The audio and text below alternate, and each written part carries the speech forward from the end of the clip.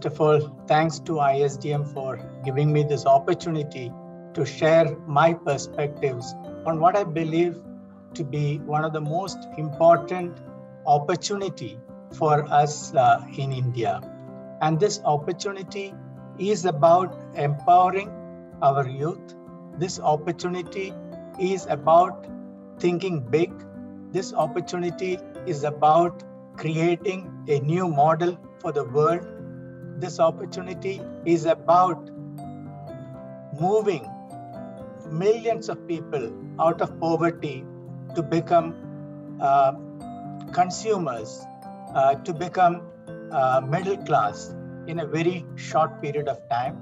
Of course, this is an opportunity to create the engine for growth in the 21st century, which I believe India will become like US was in the 20th century. Now, the opportunity is there. What are the challenges? And to understand the challenges, we need to look back on 20th century. Now, I was fortunate to be part of one of the drivers for change in the 20th century, which is the digital computer. I started my career way back in 1979, joining the computer industry. And from that point, that is in the last 40 plus years, we have seen digital computer permeating every part of our life, impacting every business, creating multi-billion or multi-trillion, if I may say, businesses. And in the second half of the 20th century, this is what drove US to become a $19 trillion economy, driver for economic growth in the 20th century. And the world, so from 1979 to 2021, if you look at the global economy, it went from $11 trillion to about $90 trillion. That's about 9 times growth in my lifetime, my professional lifetime. So when I look at youth today, the opportunity is to put India on this path to go from today $3 trillion economy to, we of course in India talk about a 5 trillion, but I want to talk about a $30 trillion economy, 10 times growth. In the last 40 years, the world has seen 10 times growth approximately. India has seen a growth of almost, from about $150 billion to $3 trillion today. That's about 20 times. So it is feasible. It is feasible to actually look at such a growth. And why that growth is necessary? All the things I talked about, the opportunity to create the growth engine for the world in the 21st century, to move millions of people to middle class and things like that, to transform lives of people. Now, why the development agenda is important? Why the sustainable development goals are important? Why we need a new model for development? I firmly believe that we need to rethink every organizational structures, every models that we have, every structures, every models that we have for growth. Ravi talked about social purpose organization. That has to become middle and center for every organization. That social purpose has to be part of every organization.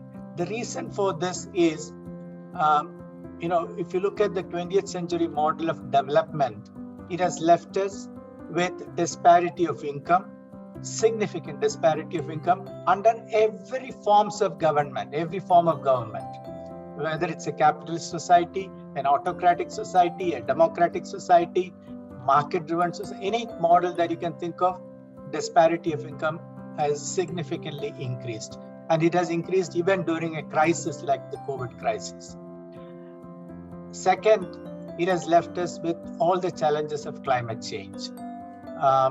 because the model for development it was not a sustainable and well thought out model. In fact, jokingly, somebody was saying was the triumph of technology was the challenge of climate change, because every aspect of climate change, how we optimize fossil fuel driven automotive industry, how we optimized the delivery models and the logistics models, and how we created the airlines that transport us in across the world in no time, the globalization that happened, everything that you think about which was driven by development in technology is what caused the problem. So the triumph of technology, innovation, development has left us with climate change issues and things like that.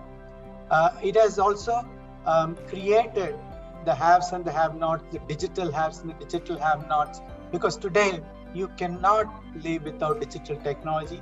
But COVID again has shown us the need for digital technology, but it has also created have-nots, digital have-nots for us actually. So every aspect of development in terms of equity, in terms of accessibility, in terms of inclusiveness, in terms of sustainability, all of these have been challenged with the 20th century development model. Now, India is yet to develop. And let me repeat that, India is yet to develop. So we need to come up with a model for development which is equitable, inclusive, sustainable, and affordable. And affordability is also very, very important. And that, to me, is the opportunity. That's the reason why we need to rethink the development model. And I believe that we can create a development model for the rest of the world, the 7 billion people, 100% of the world's population. Whereas the development model of the 20th century really works for the top 10% of the world. Just look at the vaccine development itself. Yes, we are very happy that within a short period of 48 hours after the sequence of the virus was published, we had actually a candidate vaccine in the lab. Then it went through trials, accelerated approval processes, and a vaccine was released to the world within a short span of 10 months to be used on people. But that vaccine could not be used in almost 90% of the world. Again, same problem. One, the cost is too high, $30, $40 per dose. Second, logistics problem. It has to be transported at minus 30, 40 degrees centigrade, right? In which part of the world, in which part of India is this possible? Maybe in some cities, right? India stepped in and created a vaccine that can be transported in ordinary refrigerated vehicles and things like that, which cost just $2 or $3. And look at the result, 1.5 billion doses, about 1 billion people have been vaccinated. And this, remember, in a poor country. This is exactly what I'm talking about. There is a role for India to play. There is a role for India to make the solutions affordable, inclusive, and accessible to all the people. And of course, we need to address the issue of sustainability also. So when we think about, how do we look at every aspect of development, in terms of transportation, right? What is the right model for us in India? Is it on a per person, a vehicle, every individual has a vehicle? Then we need to probably rethink about our roads, etc. There won't be any place where you can drive because all our roads will become parking lots, right?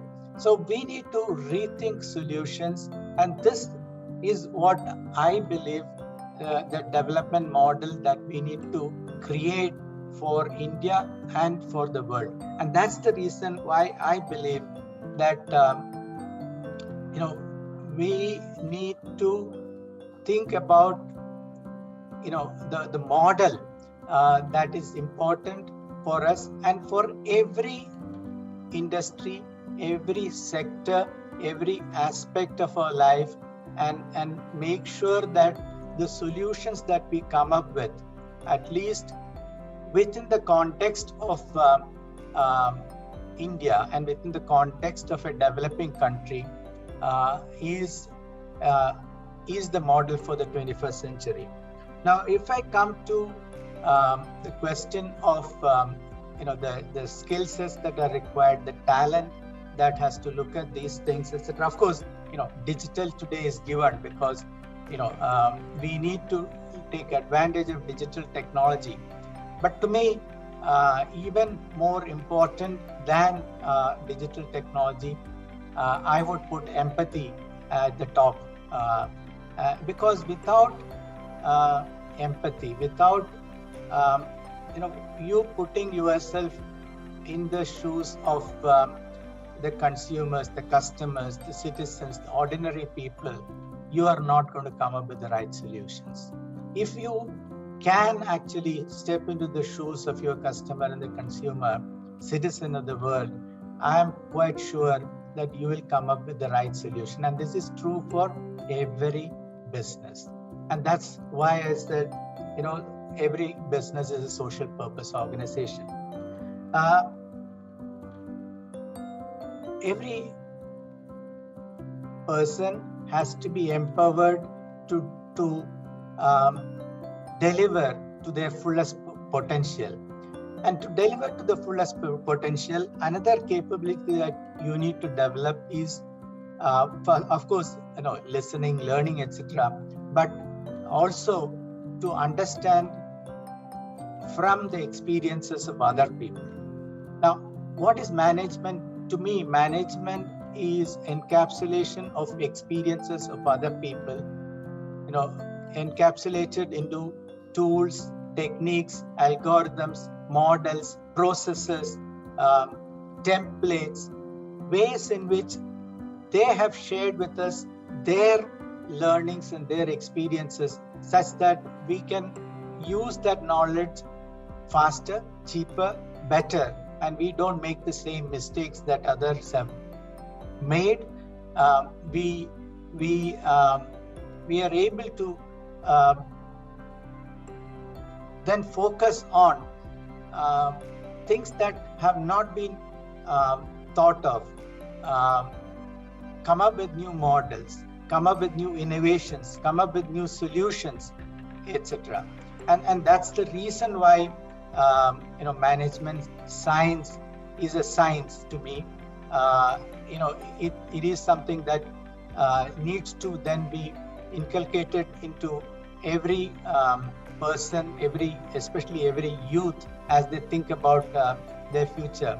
To me, the history of humankind is actually the history of use of tools and technology, right? To do things faster, cheaper, and better, and management science enables us to do this actually.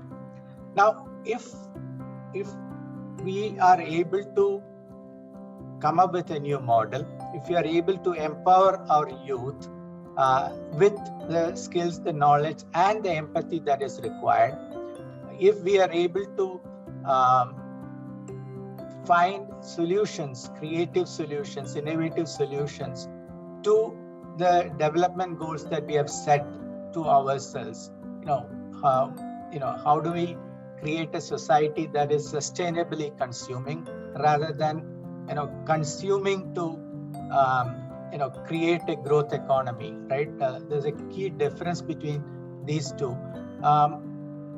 We need to think about these things very carefully and come up with the models. But if we are able to do this, I strongly believe, and this is what I tell you today, you have the opportunity in the next 30 years to create an India which can become a model for the world, create an India which will become the driver for the 21st century. India is 20% of the world's population. 20% of the world's population. Today, India is probably less than 2-3% of the global GDP. But India can become maybe in 30 years, probably the world will become about $200 trillion, and India can become a 15%, 10 to 15% of the global GDP. And that's the opportunity. It will become a middle income country, which means that per capita income is closer to $10,000-15,000. We will live in a cleaner, better, more equitable society, which I believe we deserve, our children deserve. And this is the opportunity for the youth today. And this is what I hope they will dream of. And of course, we will make happen. And that's why, institutions like ISDM are very important. And the development that you talk about, ISDM talks about, is the development model that's required for every single organization and for every person. And this is what we can give to the rest of the world. Thank you very much again for inviting me.